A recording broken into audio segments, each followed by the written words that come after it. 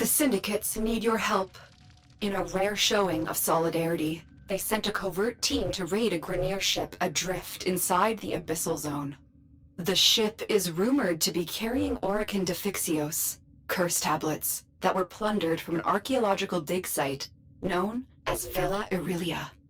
The Syndicate's team is unable to complete their mission, and needs your help to get the Defixios. Abyssal beacons are available from the Syndicates. Which Syndicate you support is entirely your choice.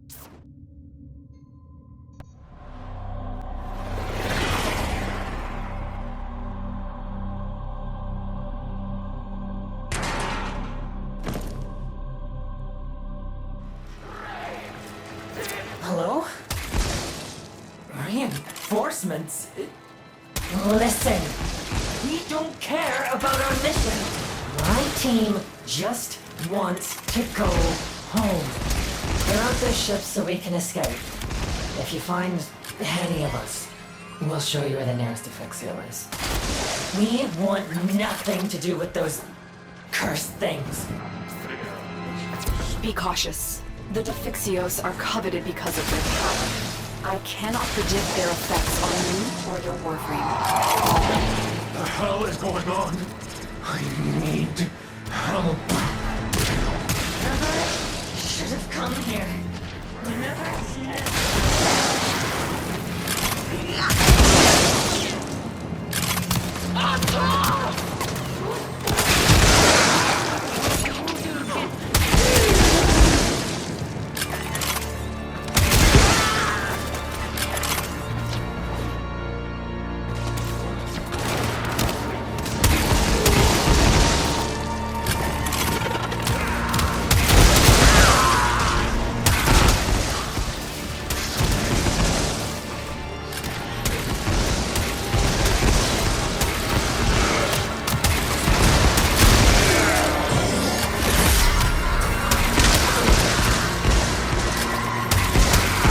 Stay focused. There's a heavy unit approaching.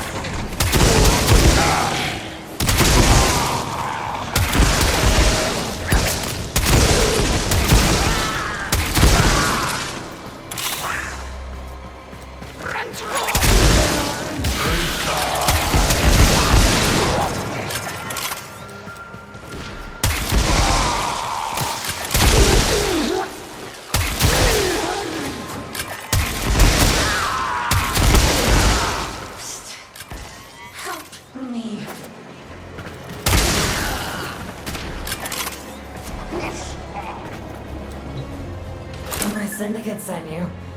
Artifacts are nearby. Close.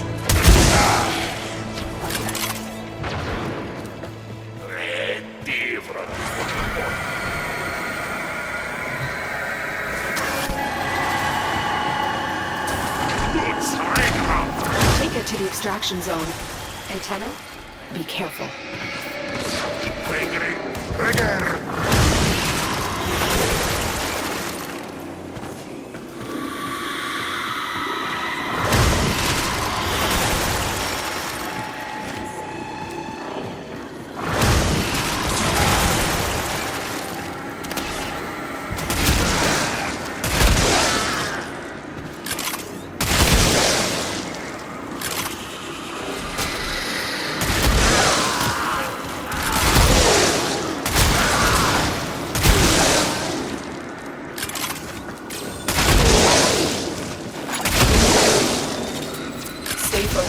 There's a heavy unit approaching.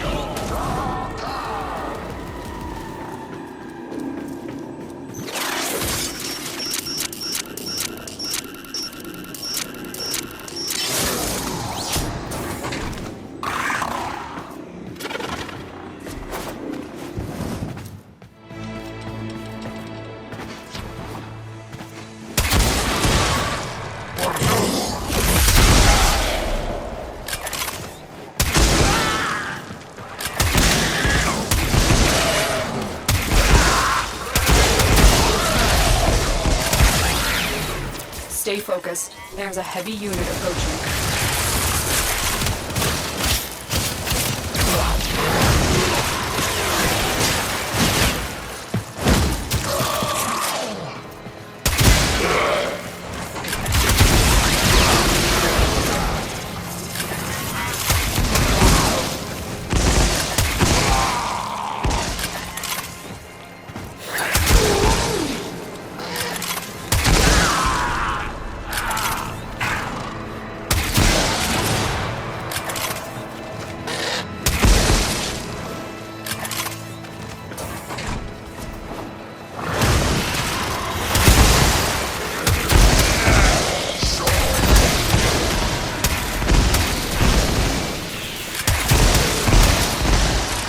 Defixios are on their way to our trusted allies.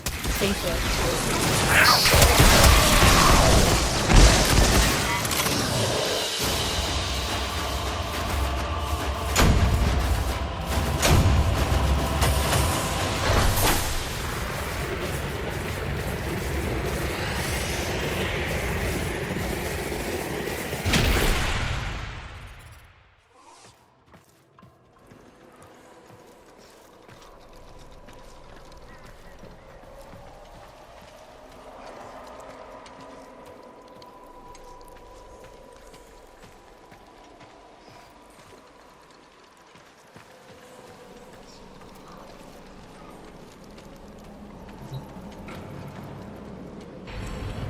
There was once a Dax cavalry woman, the lover of an Orokin couple named Corfel and Aurelia. What was her name? We do not know, though they never used it. They called her by many pet names, though. For an exotic pet she was to them. Little Sweetness, Tender Petal, Wild Rider. Had a mere Dax been known to be engaging in relations with her betters, she would have been executed on the spot. But the couple's power and influence was such that the affair would never be publicly addressed. Still, they feared to use her name, for names have power. Many gifts they gave her, fine armor, rubido rings, and a horse of her own, on the condition that she never ever named it. Names were for people, not possessions. So long as it remained a mere nameless thing, she would never love it more than them. But the rider could not bear to deny her friend the simple kindness of a name. So she whispered into its ear, "You are Rakani, freshness after rain." And just as the couple had feared, she came to love the horse dearly. This was intolerable to them. The horse had to go. An accidental impalement was arranged. But fate played a cruel trick, and both rider and horse were impaled. Corfel and Aurelia hastened to her side. Ignoring the dying horse, they fretted over their lover as she coughed blood. Continuity was out of the question. In desperation, they turned to a certain expert and pleaded with him to let her live forever. He returned the rider to them, transformed to a warrior of living steel. Her sweet and pretty face looked upon them with a smile that would never fade. For all their talk of forever, they wearied of her immediately. Now that the relationship was no longer taboo, they abandoned it. Parties became awkward when the rider stood vacantly by, useless as an abandoned doll. She had to go. They agreed. So, arrangements were made with a master of industry, And the rider, all unknowing, accompanied the couple to a facility. She lay down obediently when instructed, showed no emotion when the restraints clamped her limbs, and made not a sound when the full force of the dissolution beam blazed through her head and out of the back of her steel skull.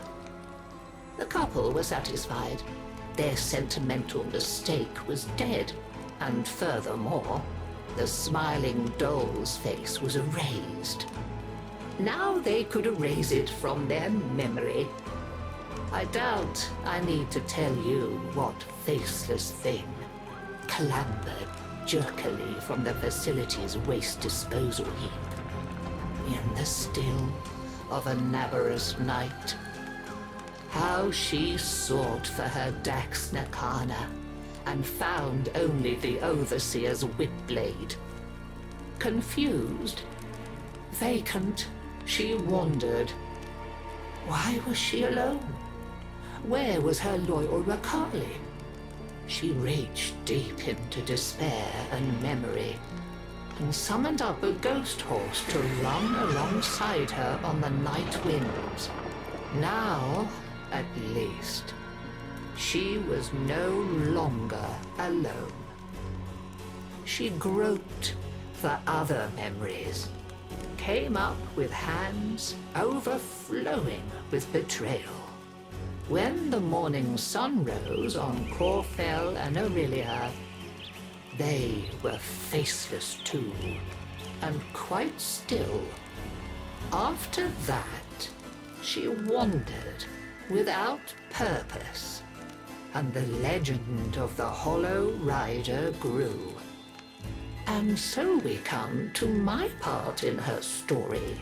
You must understand, dear, that it is terribly bad luck to be out on Nabarus with no gift to give a reveler. And yet, that was my plight as I stood, my old bones aching, before the dreadful figure on the road many years ago. I have no face, the figure before me seemed to say, in a whispering voice that spoke in my mind. I have no name, only a need, and you come before me empty-handed this Nabarus night. I do have one thing to give, if it please you, I said to her. My name.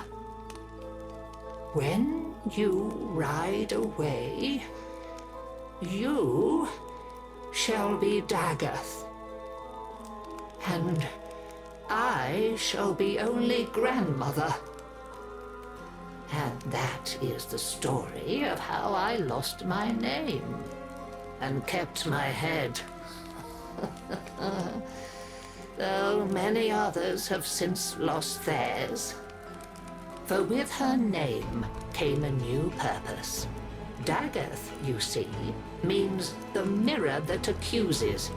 They say that none can now look into the gulf where once her face was, without their own sins rising to accuse them, and a swift, sharp sentence following. A happy Nabarus to you all.